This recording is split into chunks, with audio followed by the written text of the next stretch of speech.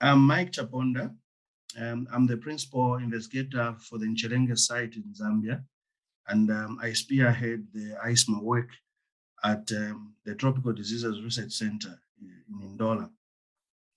Nchelenge is a high transmission area with endemic transmission. And basically, our overall research goal is to identify evolving temporal and spatial patterns and drivers of parasite prevalence, vector densities, and so that this can guide targeted intervention strategies in this high malaria transmission area. A little bit about Nchelenge. So this is a district which is located in northern Zambia, in the marshlands of Luapula province, along Lake Mweru, and it shares an international border with the Democratic Republic of Congo. Nchelenge district covers an area of about 4,000 square kilometers, and it has an estimated population of about 200,000 people. It is at an altitude of approximately 800 meters above sea level in a habitat which is generally characterized as marsh, with a single rainy season from November through to April, followed by the dry season from May to October. Anopheles funestus happens to be the major vector for malaria transmission, and Anopheles gambi plays a secondary role. The IRS program has been implemented in Nchelenge since 2007, and this catchment area is heterogeneous with a densely populated urban area along the lake and farmland located further inland. However, the population is very mobile, traveling between the lake for the fishing season and inland for farming, with a fishing ban which comes into effect from December to the following February, end of February, the following year.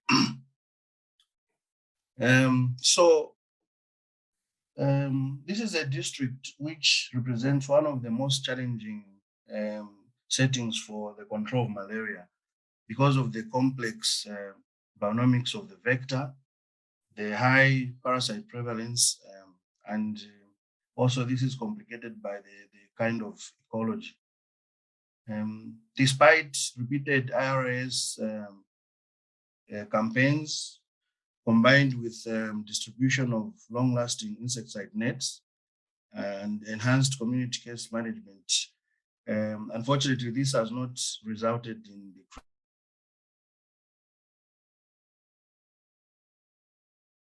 with one of the factors that contribute to this is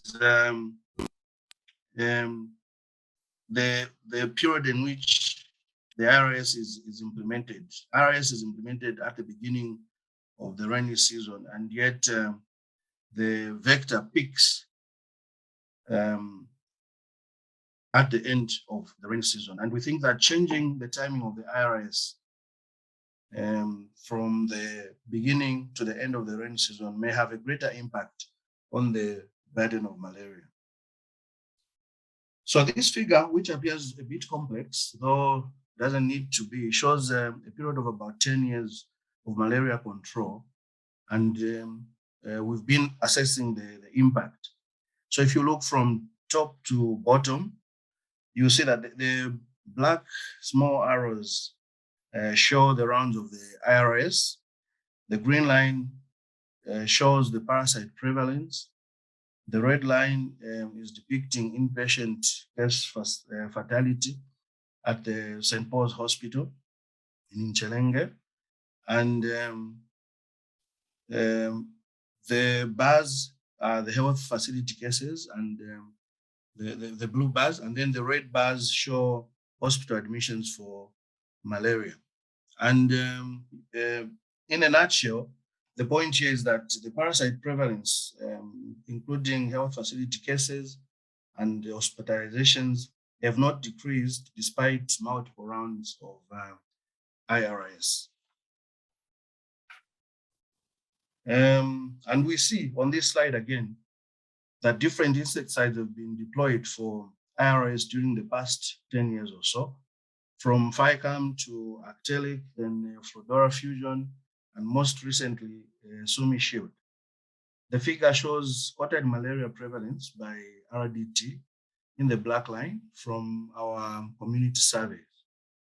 The blue and purple graphs show the counts of Anopheles funestus, which is the main vector, like I've said, and Anopheles gambi. The bars represent the different rounds of the IRS. And as you can see, there's very little evidence of reduction following 5 rounds of Actelic and 2 rounds of Flodora fusion. You clearly see that the parasite prevalence and vector counts remain high despite repeated rounds of IRS with different insecticides. And so this calls for questioning of the policy. We would like to understand more what the optimal insecticides needed to be used for IRS. We also want to know the optimal target area, if that's feasible, and also the optimal timing of the IRS. So in this figure, if you look on the left, I'm showing the malaria risk maps for the dry and rainy season. The point is that the risk map does not change much in the dry season, and the risk actually extends into the interior. And we think that so targeting the RIS to the lakeside may not actually be ideal. If you look on the right, this was a study, the GPS logger study that we had conducted, and it shows a very frequent movement from the lakeside to the interior in both the rainy and dry season. And again, showing that targeted RIS is not likely to be highly effective. I had previously shown you a similar slide with vector counts, but this is a slightly different slide as it is showing the counts of the vector in relation to the rainfall.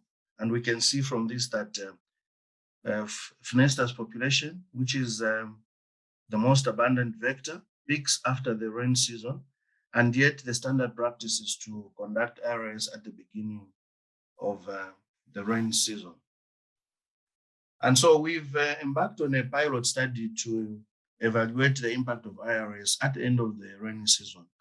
And we are doing this in collaboration with the National Malaria Elimination Center, the Presidential Malaria Initiative, Vector Link, and ourselves, the ICEMR, including TDRC and Johns Hopkins. And IRS was conducted using clothianidin this month in April.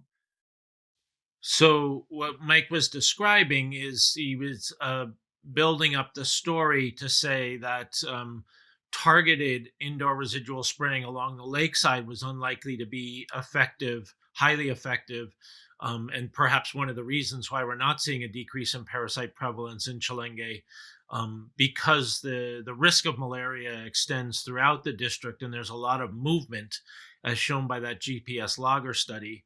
And then perhaps more importantly, the fact that the most abundant vector, Anopheles funestus in this area, peaks in abundance at the end of the rainy season and into the dry season, so that the traditional timing of indoor residual spraying at the beginning of the rainy season, which makes sense when there's seasonal malaria transmission, probably is not the best strategy in this setting. And we believe that funestus is peaking at the end of the rainy season and into the dry season because of the ecology of this area, which is very swampy with streams. And during the heavy rains, those wash out the breeding sites, but the vector is able to really increase in numbers at the end of the rainy season. So as Mike was describing, in collaboration with a number of partners, just earlier this month, IRS was implemented in some study areas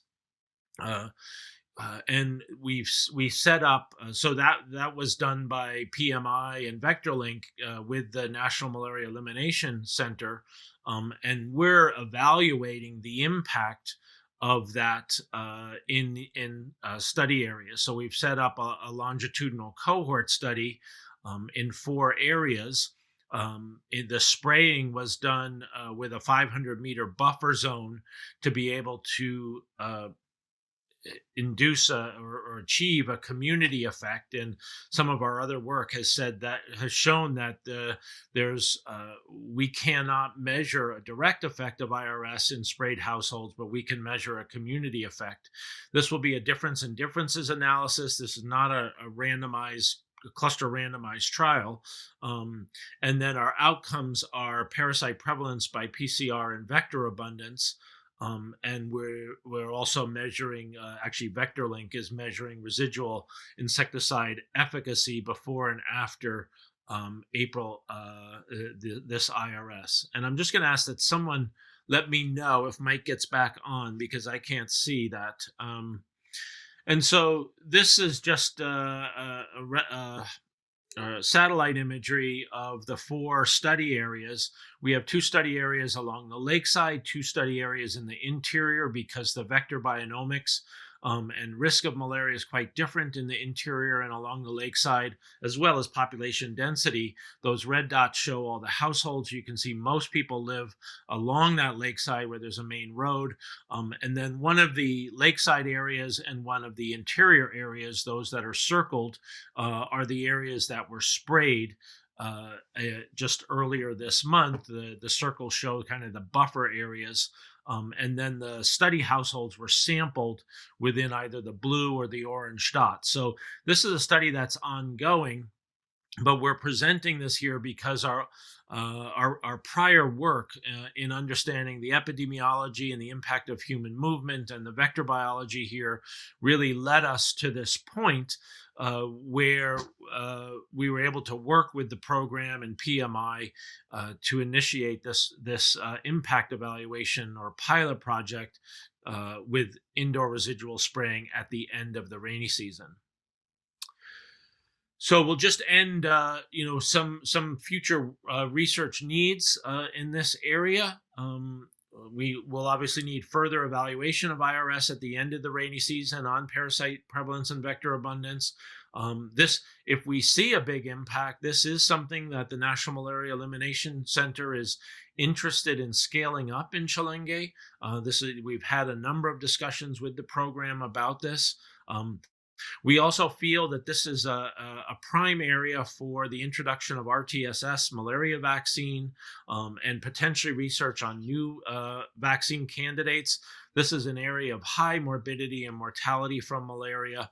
But as Dr. Moetti outlined in our earlier talk, there are huge supply chain challenges with the RTSS vaccine. But we would like to work with the program to begin planning for that, and then really better understanding some of the barriers to malaria control, including the potential for outdoor biting, sustaining transmission in this area. And my colleague Monica Mburu will come back to that in our last presentation.